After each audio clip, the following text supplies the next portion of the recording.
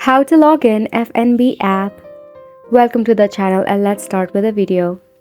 Open up your FNB application and make sure that you are up to date. Now wait until the application fully loads and mind it will take a while. You have to select the option of login. To log into your FNB account, go ahead and enter the email address, your cell phone number that is linked to your account, and your ID number. Once you have entered it correctly, go ahead and tap on the continue button. By this way, you'll be able to log in or sign in to your FNB app. If your FNB app is crashing for some reason, follow the simple step. Head back from your application and press and hold on to your FNB application.